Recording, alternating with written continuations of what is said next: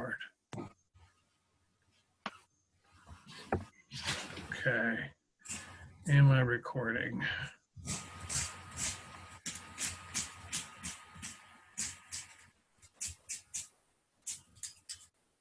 All right. It seems like I am recording. So I'm just going to quickly go back and do this because a lot of people, the people that don't join in the evenings, I'm sorry about that, you guys. It's always a... So here's our things that we're going to cover. We went through the whites versus reds, pros and cons. We went through managing cash flow. Here you can see in our example that we're seeing an overlap in our costs per vintage from the 2017 Pinot Noir to the 2018, and that's due to aging the wine and so forth. So planning your cash flow can be a little bit tricky. Okay, so key performance indicators. It's where we left off. Is a way of for a winery to define success, use measured performance, and make progress towards your business goals. For most small producers, direct-to-consumer goals are selling more wine, improving sales efficiencies, acquiring and retaining customers, retaining staff, and improving morale. There's a little quote down here at the bottom from Peter Drucker, a business management guru. If you can't measure it, you can't improve it. So basically, it's like any other business where you have to measure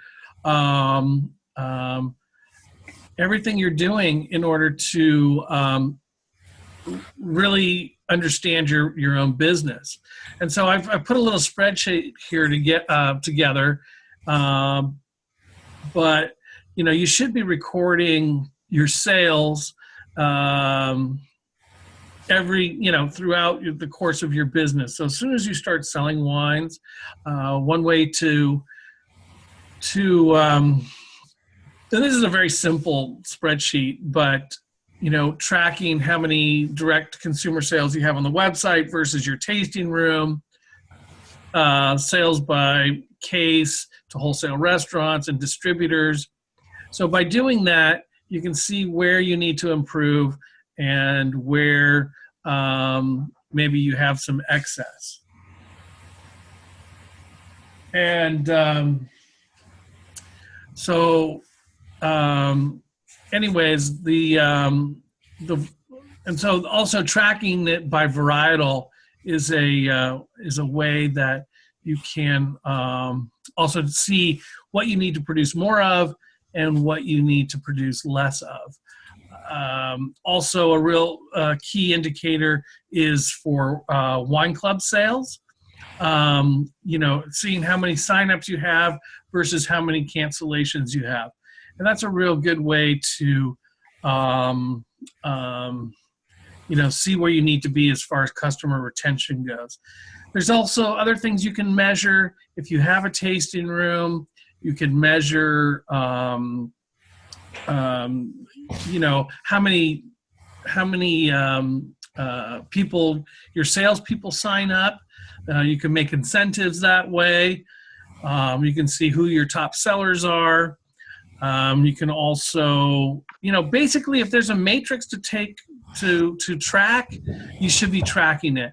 Also, another really good one to track is from your point of sale system or your POS system, how many people are leaving their emails, or how many people are you tracking once they come into your tasting room.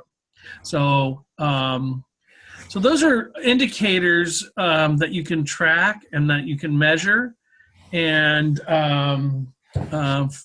for sure are really important to improve your business in the future. Okay, we're going to talk a little bit about source of funding. Obviously, if you're going to start a business, banks will be looking for a business plan and coming up with a lot of the same kind of things, in a very detailed manner than like what we did with our small costing of our 3-ton brand that we're doing as our project. But banks are the cheapest form of financing, and so that's really where you probably want to start. And you probably want to start with banks that are in the industry already. So like Silicon Valley Bank, Bank of Marin, Exchange Bank here in California, or your local banks if you're outside the United States as well. I think another source of funding is the Real Estate Investment Trust, or a REIT, but that has some downsides as well, because it can be expensive, and it also requires you to sell your property. Okay, hold on one second. Somebody's got to mute their thing. It's really just okay. I'm just going to have to mute everybody. Sorry.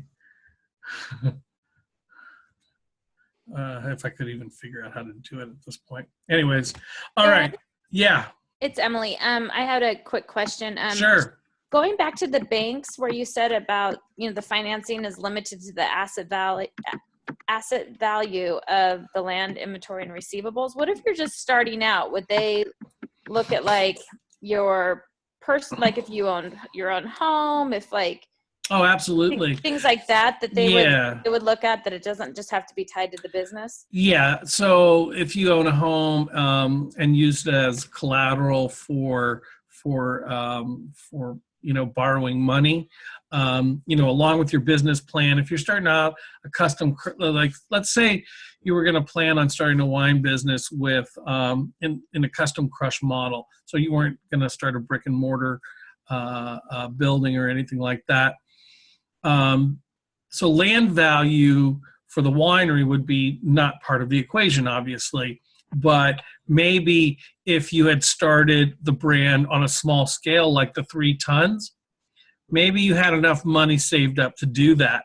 Then that inventory would be part of your the assets that you had that you could go to the bank with, as far as and also your receivables and how you're selling the wine. So part of the project was, and I'm sorry I graded the papers a little bit late this week. Actually, I did it today, but how you were going to sell the wine. So receivables are going to be really important as far as gaining funding for further projects or expansion. So yeah, and if you have like an LLC or something like that, and you're not using your own personal property as part of your assets, then I would say that's better, because if something did happen to your business, they can't take your house. So so that's something to think about as well. Yep. Do you want to go all in or kind of build it up slowly? I know a lot of people don't like to take the time to build a business slowly over time. We're in a culture where we want immediate gratification a lot of the times. Give me the money, I'll make the product, and we'll sell it, and we'll be rich, and I'll be able to pay back all my loans. But I think part of the reason why I really like the project assignment, I know it seems a little tedious for 3 tons. Why is it 3 tons? Well, 200 cases it's not that easy to sell. 200 cases of wine sometimes. And getting your feet wet and starting on a smaller scale will actually give you the opportunity to have something to show the banks that you can be a viable business, starting from smaller and then being able to grow. So that way you're not fully vested. But the downside is also you're not making the kind of money that's sustainable for a full-time living. So you're actually having to, work a full-time job, or, unless you're the bottom category where you have family money and independently wealthy, that's always the best option. We hope that, that's a great way to start, but not many of us can start that way. And so, the other sources of funding, you lose a lot of control, but it can be an asset if, like, mezzanine financing could be something that would be beneficial, if you have an established brand and you really want to expand or buy other brands. So that's but then you lose some of the control because you have a board that you have to answer to. And then private funding, of course, is the most expensive, and not a lot of rules to that. So that's always the most risky. And of course, family money, the best way to do it. Okay. So eye on the future, staying up with consumer trends. I think we talked about it, is that red blends have been sort of a hot topic. It's something that I think people have been doing for a while, but it's really starting to gain traction. And if you've read the articles that were part of the assignment this week, talks about, sideways affecting the Merlot market and how that's starting to come around now. That's actually how I became a winemaker. I was a vineyard guy before that, and we had a lot of Merlot and Napa that went unsold, and so we had to do something with it. And so we decided to make red wine, and instead of calling it Merlot, and we were able to successfully, start a couple of brands and sell it on the bulk market. What varietals are next, up and coming? Do we stick to Cabernet and Chardonnay because we know they're king? I know Pinot Noir is really popular among this class, and I think it's the third or fourth most crushed grape, but comparatively to Cabernet and Chardonnay, it's a very small percentage of the overall wine market. Knowing your consumer, knowing the trend, where baby boomers are in their life and how much they're spending. They're probably still at the top of the spending spectrum at this point. Gen X, people in my age group, I guess, we're a little more conservative, but we still spend. And millennials, knowing how your consumer spends money and who you're trying to sort of go after is really important as well. How does packaging affect the market position? You're bottling, or are you putting it into boxes? And kegs is definitely a market where you have very little packaging costs.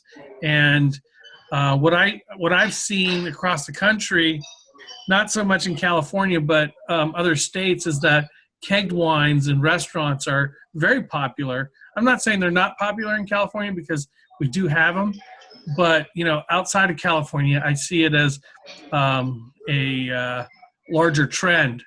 And if you can establish a brand by having the wine cheap enough in kegs to get on by the glass at restaurants, I think we talked about that in a couple classes before. The best way to sort of establish a brand is by the glass in a restaurant. And so that can ultimately bring down your costs. So that's something to consider. And then sort of lastly, how will climate change affect what grows best and where? And is that even a factor in this point in our lives? So those are all things to sort of consider. And this PowerPoint should be up on the on our class site already. And let's see, I'm going to stop sharing for a minute. And hold on one second. All right. Let's see. I'm going to have to mute whoever's on there. Sorry. 1 second. Okay. Thank you, whoever did that. Okay. Very distracting. So I also wanted to share with you guys some of the final projects from other classes. If you had questions, I know that going through the grading process for the costing sheets, one of the things that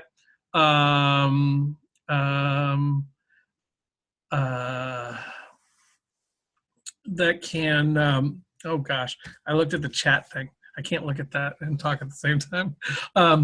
So, okay, where was I? Let's see. Some of the costing sheets weren't, people weren't, putting in where they got their quotes from.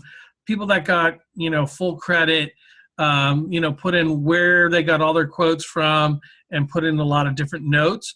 But I think that, so I want to make sure that the final project, and you guys can redo them too if you want to get the full credit, but a lot of people didn't even put in the variety that they're doing. The sheet is completely customizable to your, it's just a template. And most of you know how to use Excel, so you guys can either resubmit them or whatever.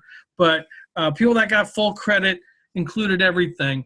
They put the wine varietal that they were doing. They put in notes on where they were purchasing their corks and their barrels, and they added all the details. So that's really important to see too. And some people, so that's what I wanted to say first and foremost. And then I was going to share a PowerPoint of some of my prior students and what I thought might be a good example for the final project, because that's coming up. So, so nobody's left in the dark or not understanding what the assignment is. Okay. So if you'll allow me to share that, I'm going to do that now. And I'll share 2 different ones with you. The final's supposed to be in a PowerPoint, and this is for a different school, so just so you know, but it's basically the same class, but in a different place. Okay, so here's her example of the wine label. All the fonts are within the parameters. The warnings are there. Yada, yada, yada. So everybody can see that. Here's her production cost. The one thing she didn't do also was, really explain where she was getting her costing from. But then she has the story. And where, and a little bit about the AVA, where she's making the wine. And so, let's see, the other one I wanted to show you was this one, and it's a little simpler. Oh, okay, hold on 1 second. I'm gonna start screen sharing again. Aaron, yes, it's Emily again. If we were to want to rework the production, the spreadsheet, yeah, would we just resubmit it as part of the final project then? Yeah, sure, that would be fine. Okay. Yeah. However you want to do it. I know some people are having trouble uploading, but yeah, whatever, however you want to get it to me, that's fine. I'm not, as long as when you're making a presentation that you're including all your notes. And a lot of the times, what I would do when I have a new bottling, I will get a legal folder with separations in it, and I will have my label in there, or a copy of my label, and it'll give all the specs on the label, where the label is being produced, and the printer's notes. Okay, and then I'll have the cork on the separate side of just putting the quote for the corks in there, how many I'm buying, is it branded, what the branding looks like. So every bottling has its own folder. So that way you can keep track of, what the label looks like, what corks you used, were they branded or not branded, what bottle you used, the bottle specs, the foil specs, and then maybe some of your juice costs in there, and everything into one folder. So a couple years down the line, I can say, well, we use this bottle, maybe we want to change it up or something like that, but you always have something to reference back to. So really good to put all the information in, as much as you can, into the presentation, okay? So anyways, here's one other, and she had a pretty simple label. This is a PowerPoint presentation as well. So, her costing, you can see they're using the same spreadsheet, and then her story and a little description on, where she got the grapes, where, just the whole story of this bottling. And then, and so that's about it. So I wanted to show you guys that so you had something to reference, so you're not going in the dark. It's not too complicated. So, and I don't want to make it too complicated for you, because I know a lot of you are busy with your lives. And so anyways, so what I'll do is I'll let this, I'll open it up for questions. I know somebody had a question about kegging. I can see it here through this group chat. There's a couple of different facilities that will keg your wine. And kegging the wine, it's under pressure. And so you won't have like the kind of spoilage or anything like that that you might think about. I mean, it's definitely easier to have it in a smaller keg, like a 5-gallon keg, like a pony keg. Well, they call that for beer, pony kegs, like a soda keg. And that's one way to do it. There's, like I said, there's a couple of different facilities that will keg the wine, and it's a great way to get your wine into restaurants. And I think restaurants are really open to it, and they have been for a few years. And so as long as you keep the wine under pressure with CO2 or nitrogen, you're going to, not have any spoilage. So I think, so if anybody had any other questions, I'm totally open for that now. Okay. I know my presentation wasn't that long today, but if you had any questions about anything we went over, now's the time. Aaron, I have a question about the label design. Yes. So in real life, haven't started this. So, as far as, can you do this in Microsoft Word and just a simple program, something like that? Yeah. I mean, you can even hand draw it for all I care and scan it. It just, what I want you to understand, and it's not, to become a graphic artist, it's really to understand the parameters of and the legal aspects of the label. What's considered the front label? What's considered the back label? A lot of us say the label that's facing out to us is the front label, but in many cases it doesn't have all the necessary information. So technically the back label, what we consider the back label, is actually the front label. So understanding font size, how and the legalese on estate bottling versus whatever you want to put on the label, that has a that you've done the research enough to sort of get it to a point where it's fairly legal. So the graphic part, I don't care about that part so much. Sorry, Aaron, another question. Yeah. Sorry, I've been removed from the course here this last week. We had a great Vancouver Wine Festival, but my question for you, if it hasn't been answered, is what if in this project you were working with on a custom crush program, but you bought the juice in bulk, or taking it the one step further and you bought a shiner? Would you just work that into your cost? Yeah. So you wouldn't have your grape cost, you wouldn't have your crushing costs and all that stuff. I mean, it's honestly, I've purchased shiners before and brought it to market. That's a lot of wineries don't want to talk about that part of their business, but certainly it's a way for a winery, if they have over inventory and in a big year and they don't want to put all that wine on the market, what they'll do is they'll sell shiners, and they won't put a cork with their branding on it or whatever, and then you just slap your label on it and transport it to your facility. I mean, you still have to my label question it. more so is on the shiner, what if you had a captive audience? So you worked with the group that was looking for a custom crush program. So you already have the captive audience. So even though you're working out of the wine, out of the brand, maybe you brand it as a second label, selling it direct to your immediate market, and you factor in all the costs. It's just for a quick turnaround, maybe a cash flow injection working with the shiner. Yeah, that's fine.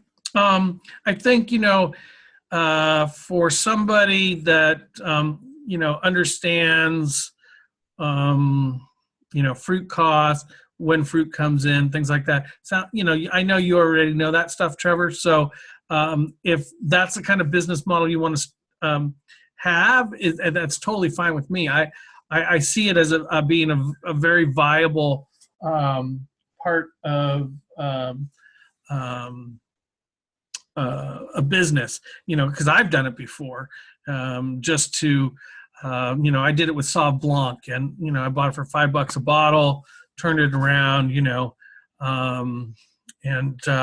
it was a successful deal for me.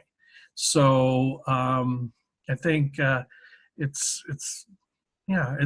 fine. And even if you wanted to buy the bulk juice, I've done that too. Buy bulk, blend it with different lots that I may have, even out of vintage stuff, certain percentage, as long as we're within those legal parameters. A lot of people do the negotiant model, and they never have that crush cost, the storage cost, things like that. There's plenty of businesses out there that are making money doing that.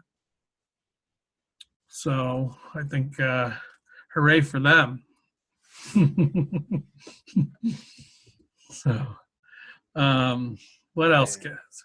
Aaron, I have a question about the laws around labeling and font and stuff like that you mentioned.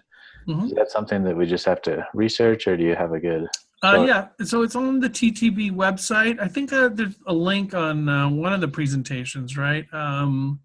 You just Google TTB label, and it'll bring you right to a site that'll give you all the specifics about that. All right, great.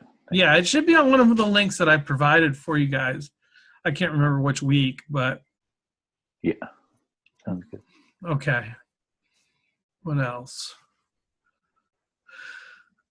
Okay, everybody's pretty clear about what the expectations are for the final project.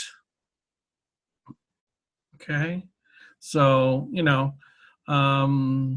when you're working on it this next week or whatever, start thinking about how you're going to do your label, design it, whatever. Like I said, that's not the most important part. The one part I just want you to know about is kind of the legal parameters around that. And then, a story, inventing the story. And a lot of you incorporated that in how you were going to sell the wine, which I appreciated and went through a lot of them. Those of you who haven't submitted it, please do. I think most of you that are here tonight did, certainly. So, I grade, I'll spend some time probably after this weekend grading.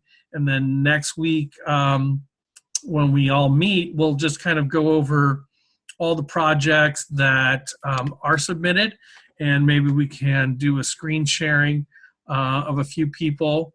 Of course, I'll ask you if we can share your project, so you don't have to.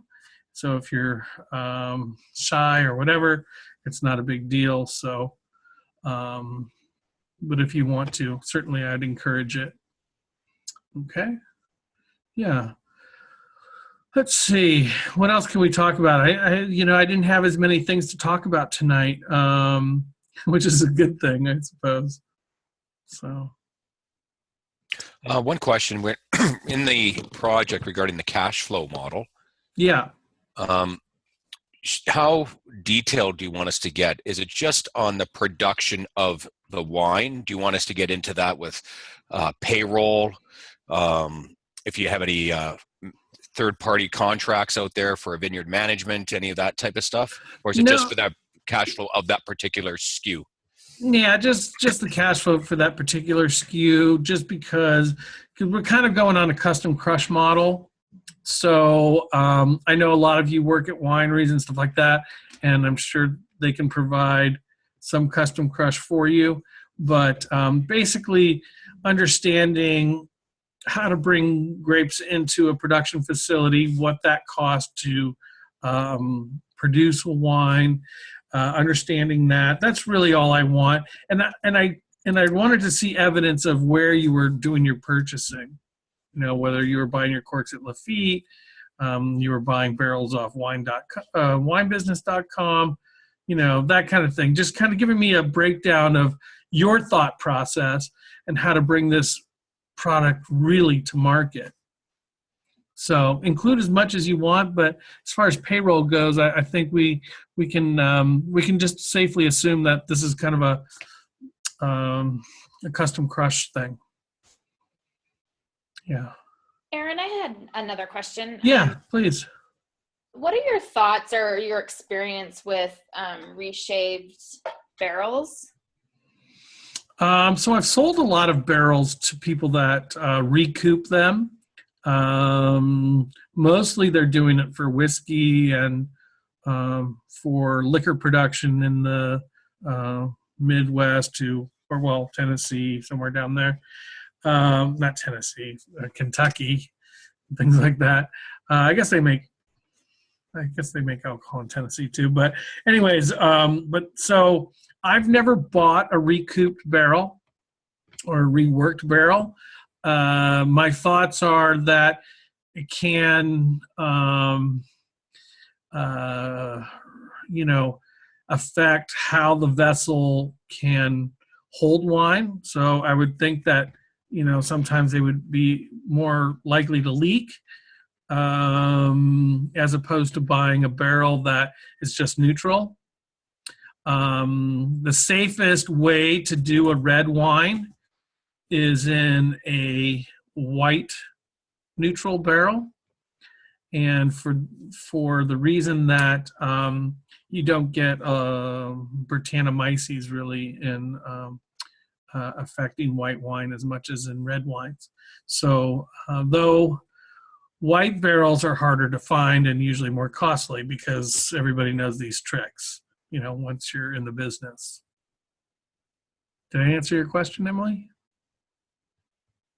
It did. I've just been, our winemaker has been looking at some retoast to reshape, whatever they're called, barrels down in Oregon that and we heard about a couple wineries up here in Washington that are using them, and so they say they're just as good, but well, if they guarantee their work, I suppose. What are they? I'm just curious. What do they charge for those? I believe that they're charging $250 or $300. That seems pretty cheap. Yeah, we're going to talk to one of the wineries up here in Woodinville area that uses them. Yeah. His experiences, because he does primarily red. So. Yeah, getting references like that, people in the industry, and getting recommendations from that from other people. That's definitely the best way to go about you know, something that's like a new product, or I know like when we've bought optical sorters in the past, or, you know, different equipment, we'll go visit other wineries that are using it, that particular equipment, you know, just to see how they like it, and ask the wine, you know, the people that are doing the work, how they find the equipment. So that's a great way to do it. Great, thanks. Sure. Let's see, anybody else? Well, if there's no more questions tonight, you can have the 15 minutes to work on your final project, or whatever. Most of you aren't working tonight. I can see that. It looks like some of you are having fun. So anyways, if there's anything I can do for you this week, please don't hesitate to shoot me an email, give me a call, whatever. I don't care. If you have any questions about the final project, also this video will be posted either tonight or tomorrow. It takes a little while for it to process, but so you can re-look at those examples if you need to, of the other final projects from Vesta. So, okay, well, if that's it, then I hope you all have a good night, and we'll see you all next week, okay? Thank you. All right, thank you. Thank you. Good night.